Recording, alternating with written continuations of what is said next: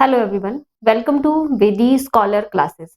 पिछले लेक्चर में हमने इंटेस्टाइनल ग्लैंड्स की बात करी, हमने गैस्ट्रिक ग्लैंड्स की बात करी। अब हम नेक्स्ट बात करेंगे लीवर और पैनक्रियास की। तो लीवर हमारे पास क्या है? लीवर की बात करते हैं। लीवर हमारे पास जो है वो लार्जेस्ट ग्लैंड ऑफ बॉडी है, लार्जेस्ट ग्लैंड है। जनरल साइंस का भी क्वेश्चन है ये हमारे पास कि लीवर जो है वो लार्जेस्ट ग्लैंड है हमारे पास। लीवर कहां प्रेजेंट होता है? लीवर जो है that is situated in the right side of abdomen below the diaphragm. ठीक है जी, कहां सिचुएटेड है? ये right side of the abdomen में प्रेजेंट है और बिल्कुल ठीक आपके डायफ्राम से नीचे प्रेजेंट होता है। तो ये चीज आपने ध्यान रखनी है कि कहां प्रेजेंट है। लीवर की दो लोब्स होती है, ठीक है जी। इसके पास टू लोब्स प्रेजेंट हैं, right and left lobe. Liver के पास दो लोब्स हैं, राइट और लेफ्ट लोब है। इस तरह से आपका लीवर जो है वो टू लोब्स में जो है वो डिवाइडेड है, ऐसे इस तरह से। ये आ गई आपकी लेफ्ट लोब और ये आ गई आपकी राइट लोब। दोनों ही लोब्स के बीच में एक ज्वाइनिंग होती है और ज्वाइनिंग एक लिगामेंट के थ्रू होती है और इस लिगामेंट को बोलते हैं फैल्सीफॉर्म लिगामेंट। ये जो लिगामेंट है इसको क्या बोलते हैं? फैल्सीफॉर्म लिगामेंट। तो largest gland of the body हो गया आपका, ठीक है। बिल्कुल एब्डोमेन में प्रेजेंट होता है, एब्डोमिनल कैविटी में प्रेजेंट होता है, बिलो द डायफ्राम बिल्कुल नीचे प्रेजेंट होता है और आपके पास राइट एंड लेफ्ट लोब्स होती हैं और दोनों ही लोब्स जो हैं वो ज्वाइन करी गई हैं, कैसे? फैल्सीफॉर्म लिगामेंट से ज्वाइन हुई हैं, ठीक है। और लीवर के पास आपके पास क्या है? लीवर में हिपैटिक लोब्यूल्स होते हैं, hepatic lobules present in liver और इन्हीं को हम क्या बोलते हैं? Structural and functional unit of liver. Very very important. जिस तरह से आपकी किडनी की स्ट्रक्चरल एंड फंक्शनल यूनिट क्या है? नेफ्रॉन्स हैं। जिस तरह से आपके पास नर्वस सिस्टम की बात करते हैं तो नर्वस सिस्टम में स्ट्रक्चरल एंड फंक्शनल यूनिट क्या आ जाते हैं? न्यूरॉन आ जाते हैं। वैसे ही अगर हम लीवर की बात करें तो लीवर में स्ट्रक्चरल एंड फंक्शनल यूनिट आपके पास क्या आ जाएगी? हिपैटिक लोब्यूल्स आ जाते हैं। जहां कहीं आप हिपैटिक शब्द पढ़ ले इट मींस हम लीवर की बात कर रहे हैं। अगर आप रेनल शब्द पढ़ रहे हो कहीं तो इट मींस हम किडनी की बात कर रहे हैं। तो बायोलॉजी में टर्म्स के जो मीनिंग है वो पता होना बहुत जरूरी है। बहुत सारे क्वेश्चन तो आप, अगर आपको टर्म्स पता है तो आप क्वेश्चन कर सकते हैं वहां पे। तो हिपैटिक मींस लीवर की बात हो रही है। हिपैटिक लोब्स मतलब लीवर में प्रेजेंट जो लोब्स हैं, जो लीवर की स्ट्रक्चरल एंड फंक्शनल यूनिट्स होंगी हमारे पास। वैसे ही मैंने बताया आपको, अगर हम रेनल की बात कर रहे हैं तो इट मींस हम किडनी की बात कर रहे होंगे, कार्डियक की बात कर रहे हैं तो हम हार्ट की बात कर रहे होंगे। तो टर्म्स बहुत इंपॉर्टेंट है, टर्म्स की तरफ भी ध्यान देना है आपने। हिपैटिक लोब्यूल्स का मतलब क्या हो गया? Structural and functional unit of liver हो गया आपके पास, ठीक है। अब हर ऑर्गन ऑफ द बॉडी जो एक सॉफ्ट ऑर्गन है और बहुत इंपॉर्टेंट है, वैसे तो हर ऑर्गन बहुत इंपॉर्टेंट है, तो हर ऑर्गन के बाहर जो है एक कवरिंग दी गई है हमें। जैसे हार्ट के बाहर कवरिंग है, लंग्स के बाहर कवरिंग है, वैसे ही लीवर के बाहर भी एक कवरिंग है और उस कवरिंग को क्या बोला जाता है? तो इसमें लिखेंगे आप कि liver is covered by Glisson's capsule. Glisson's capsule, liver की कवरिंग को क्या बोला गया है? ग्लीसन्स कैप्सूल बोला गया है। इंपॉर्टेंट अगेन, ठीक है जी। ग्लीसन्स क्या है? ये लीवर की कवरिंग है।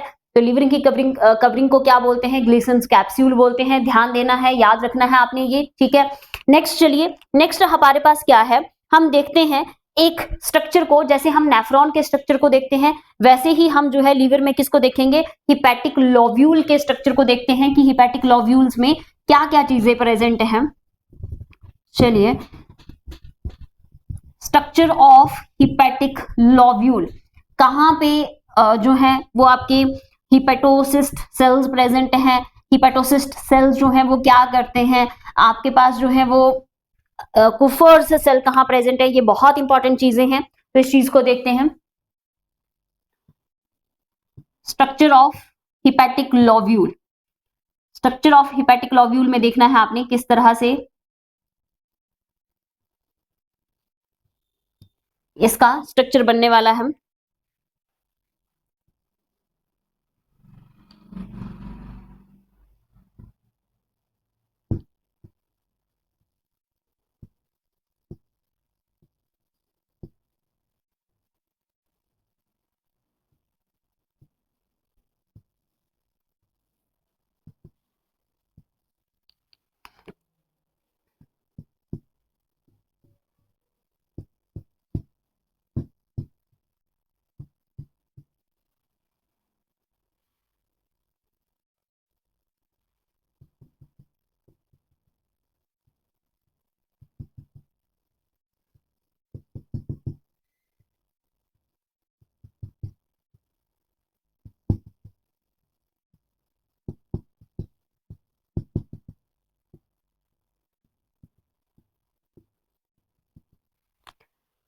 इस तरह से साथ साथ बनाते जाना है आपने, फिर हम लेवलिंग करेंगे इसकी कि कहाँ पे कौन सी चीज प्रेजेंट है।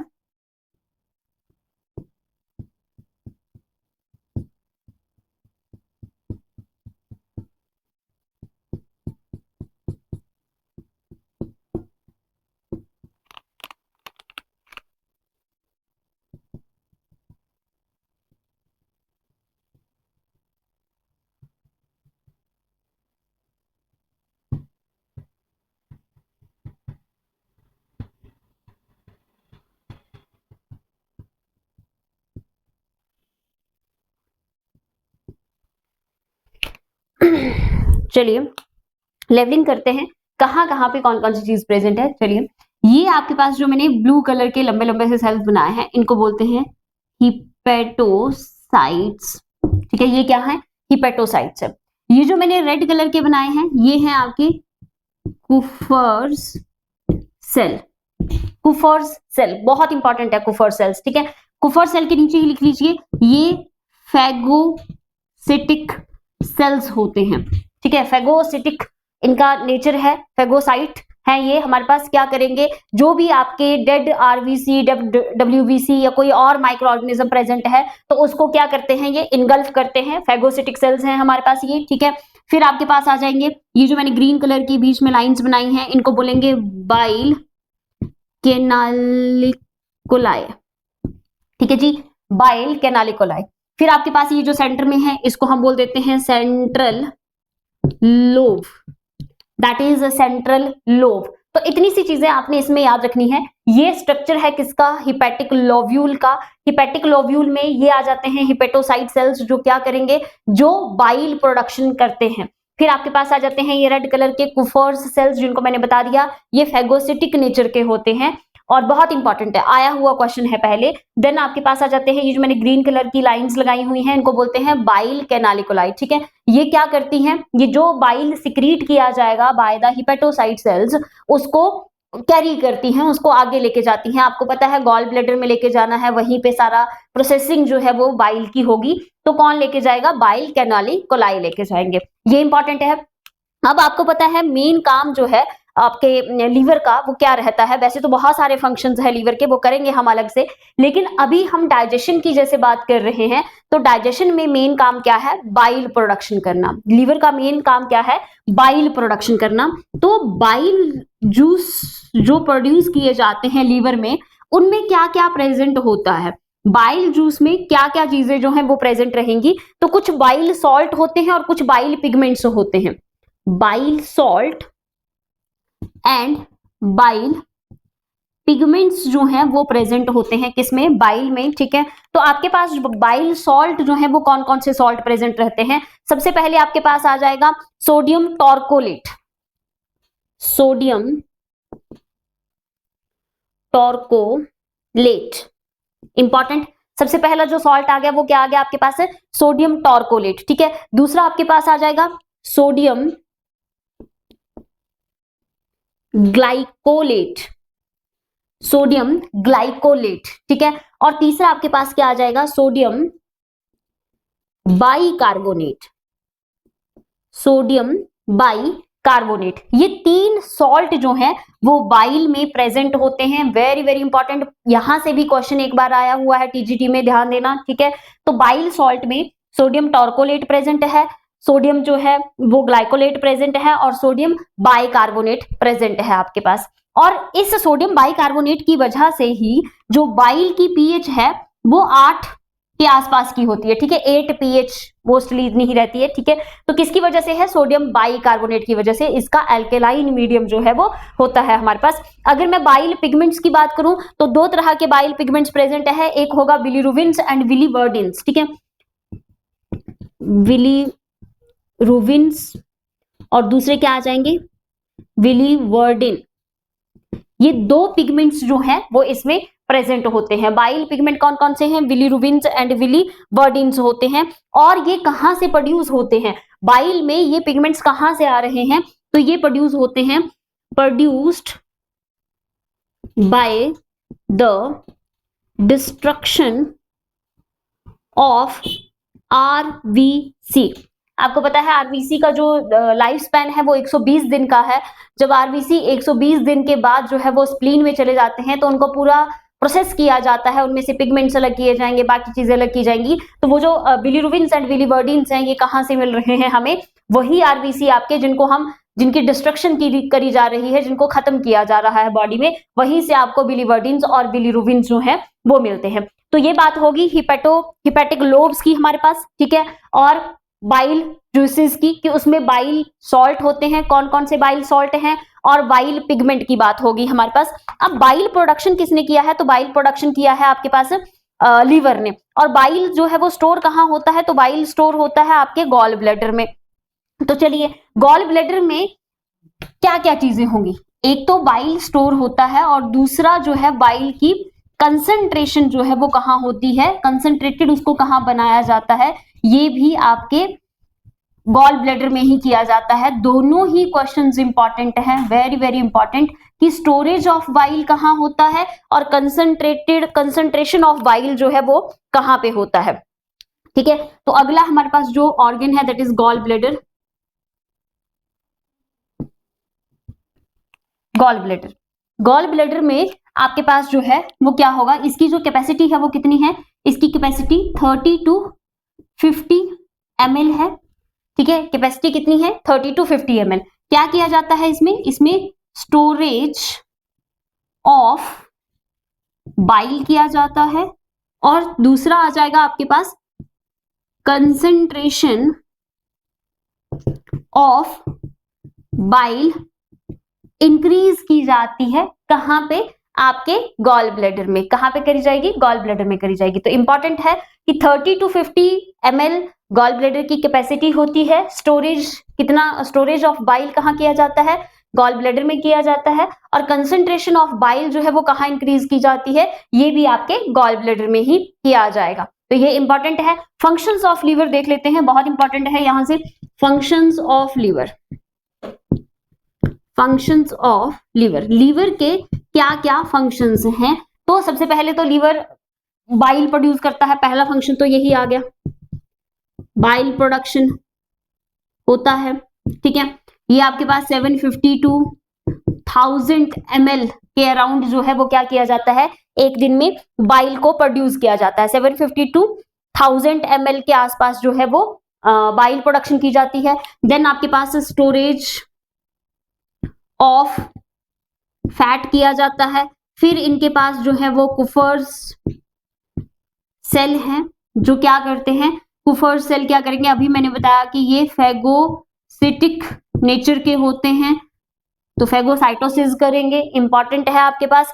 देन इसमें जो है वो यूरिया सिंथेसिस कहाँ होता है, यूरिया सिंथेसिस कहाँ होता है, यूरिया फॉर्मेशन कहाँ होता है, तो यूरिया फॉर्मेशन भी आपके लीवर में ही होता है। Then erythropoiesis, very very important, erythropoiesis,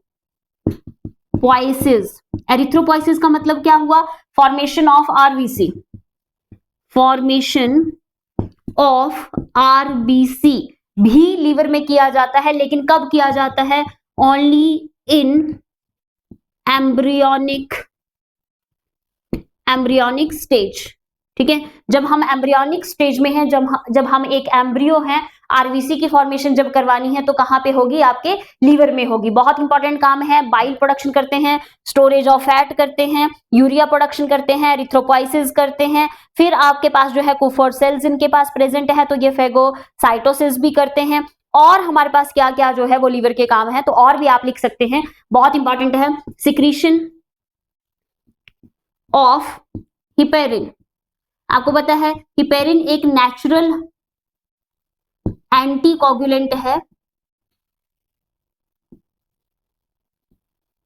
ठीक है, एक नेचुरल एंटीकोगुलेंट है जो हमारी बॉडी में ब्लड को कोगुलेट नहीं होने देता। तो हिपेरिन जो है वो कौन प्रोड्यूस करता है? हिपेरिन भी आपके पास लीवर ही प्रोड्यूस करता है। इस तरह से बहुत सारे काम हैं और भी बहुत सारी चीजें। डिटॉक्सिफिकेशन जो है वो लीवर में किया जाता है। देन आपके पास फाइब्रिनोजन जो क्लॉटिंग ऑफ ब्लड के लिए हेल्पफुल है, वो भी कहाँ पे प्रोड्यूस किया जाता है? लीवर में ही प्रोड्यूस किया जाता है। बहुत सारी प्रोटीन्स लीवर में प्रोड्यूस की जाती हैं। तो जैसे जैसे आगे आगे हम ह्यूमन फिजियोलॉजी करते जाएंगे, साथ ही साथ हम फंक्शंस ऑफ लीवर भी करते जाएंगे वहां वहां पे। फिलहाल के लिए इतना आपने याद रखना है कि क्या क्या लीवर के फंक्शंस रहते हैं हमारे पास। ठीक है, चलिए नेक्स्ट चलते हैं। नेक्स्ट हमारे पास जो है वो अच्छा, यहाँ पे एक चीज और कि गॉल ब्लैडर में कई बार जो है वो स्टोन्स प्रोड्यूस हो जाते हैं। गॉल ब्लैडर में स्टोन्स प्रोड्यूस हो, गॉल ब्लैडर के स्टोन किस वजह से प्रोड्यूस होते हैं? तो ये कोलेस्ट्रॉल की डिपोजिशन की वजह से जो है वो गॉल ब्लैडर के स्टोन्स प्रोड्यूस होते हैं। ये चीज भी ध्यान देनी है आपने कि कोलेस्ट्रॉल की डिपोजिशन की वजह से जो है वो गॉल ब्लैडर में स्टोन्स प्रोड्यूस होते हैं। इस चीज को ध्यान रखना है। आगे चलिए, लीवर के बाद जो है वो क्या आता है? पेनक्रियाज आता है हमारे पास। पेनक्रियाज को भी डिस्कस कर लेते हैं। पेनक्रियाज को डिस्कस करते हैं। पेनक्रियाज में क्या क्या है?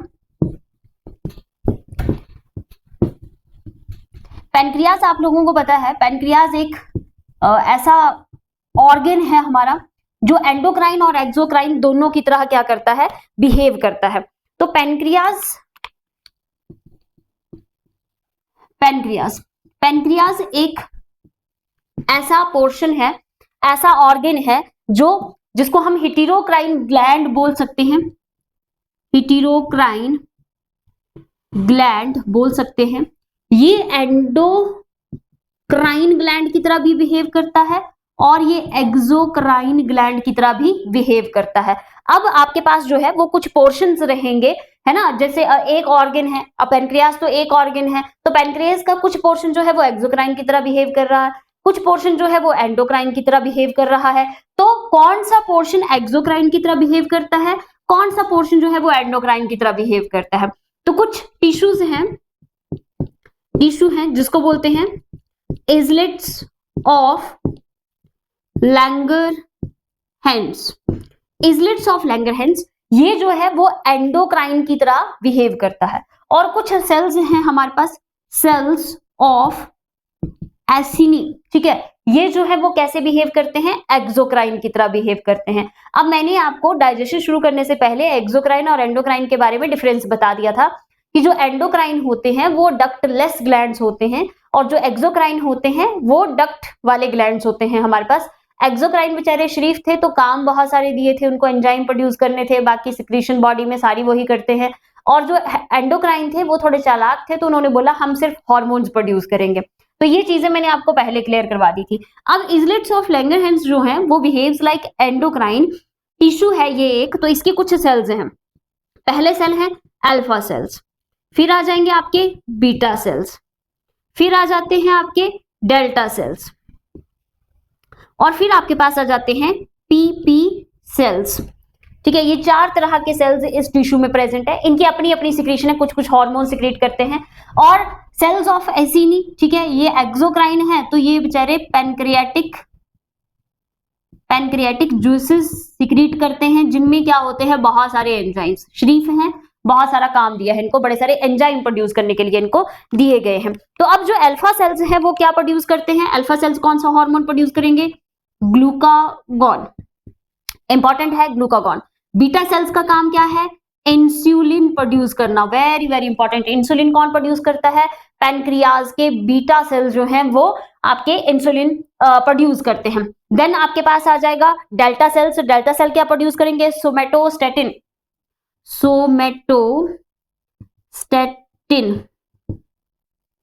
सोमेटोस्टेटिन, ठीक है। और पीपी सेल क्या करते हैं? पीपी सेल्स कंट्रोल द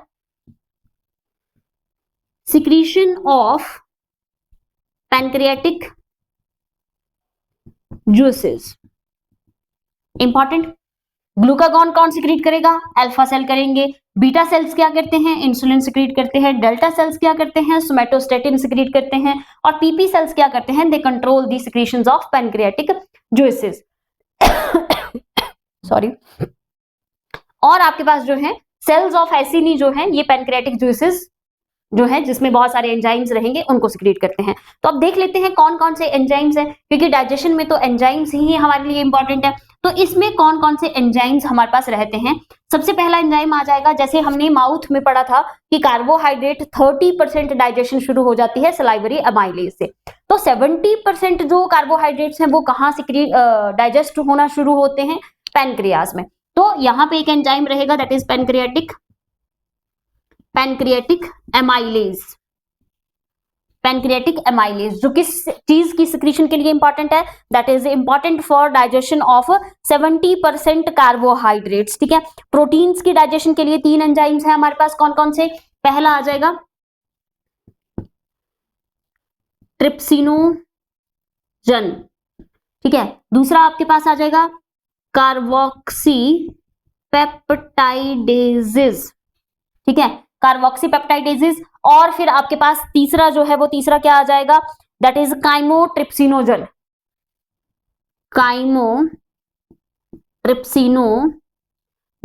ये प्रोटीन के डाइजेशन के लिए आ गए, ठीक है। फिर आपके पास फैट की डाइजेशन के लिए लाइपेजेस आ जाएंगे। तो इस तरह से है ना, न्यूक्लियोसाइडेजेस आ जाएंगे। इस तरह से एंजाइम रहते हैं। वैसे जो मेजरली 3 एंजाइम्स हैं जो बहुत इंपॉर्टेंट है पैनक्रियाज के, पहला पैनक्रियाटिक एमाइलेज जो 70% कार्बोहाइड्रेट की डाइजेशन में हेल्पफुल होगा, ट्रिप्सिनोजन हो गया, कार्बोक्सी पेप्टाइडेजेस हो गए और कीमोट्रिप्सिनोजन हो गया। ये बहुत इंपॉर्टेंट है कि प्रोटीन की डाइजेशन में ये 3 एंजाइम किस तरह से रोल प्ले करते हैं, ये वाले 3 एंजाइम्स। और लाइपेजेस आगे जो आपके पास किस चीज की डाइजेशन में हेल्प करेंगे? फैट की डाइजेशन में हेल्प करेंगे। तो इस तरह से आपके पास पैनक्रियाज एक हेटेरोक्राइन ग्लैंड है, एंडोक्राइन एक्सोक्राइन दोनों की तरह बिहेव करता है। कौन से टिश्यू कौन से सेल एज एंडोक्राइन बिहेव करेंगे ये भी याद रखना है, और कौन से एक्सोक्राइन की तरह करेंगे ये भी आपने याद रखना है। तो इसी के साथ हमने डाइजेस्टिव ग्लैंड्स वाला पोर्शन जो है वो कवर कर लिया। हमने एलिमेंट्री कैनाल के सारे पार्ट्स को डिस्कस किया था, हमने हिस्टोलॉजी ऑफ एलिमेंट्री कैनाल किया था, हमने सारे के सारे ग्लैंड्स को कर लिया। सलाइवरी ग्लैंड्स में क्या है, कितनी पीएच पे काम करता है, गैस्ट्रिक ग्लैंड्स कहाँ पे प्रेजेंट हैं, कौन कौन से सेल्स हैं, क्या क्या सिक्रीट करते हैं, इंटेस्टाइनल जूसेस की बात कर ली, सक्कस इंटेरिकस क्या है इस चीज की बात कर ली, लीवर्स जो लीवर है उसमें क्या क्या सिक्रीट होता है, क्या क्या सेल्स हैं, कौन से सेल्स हैं, सब बात कर ली। पैनक्रियाज की हमने बात करी। तो इसी के साथ हमारे जो डाइजेस्टिव ग्लैंड्स थे ये वाला टॉपिक हमारा यहाँ पे खत्म होता है। नेक्स्ट लेक्चर में हम शुरू करेंगे डाइजेशन कि कार्बोहाइड्रेट की डाइजेशन अगर माउथ में शुरू हो रही है तो कौन सा एंजाइम यूज किया, दोबारा से ये चीज कवर अप होगी। और डाइजेस्ट होके क्या वो कंप्लीटली डाइजेस्ट हो गया या पार्शली डाइजेस्ट हुआ, और अगर पार्शली हुआ तो क्या बना, है ना। फिर पैनक्रियाज में, स्टमक में क्या क्या चीजें बनी, किस किस तरह से सिक्रीशंस होती गई, ये सारी चीजों को नेक्स्ट लेक्चर में कवर करेंगे। तब तक आपने पुरानी वीडियोस देखनी है। जो नए लोग जुड़ रहे हैं उन्होंने पुरानी वीडियोस देख के पहले पूरा प्लेलिस्ट को देखना है, और तभी आप चैप्टर के साथ आगे कनेक्ट कर पाएंगे पूरा का पूरा। तब तक आप मेरे चैनल के साथ बने रहिए, लाइक कीजिए, शेयर कीजिए, सब्सक्राइब कीजिए।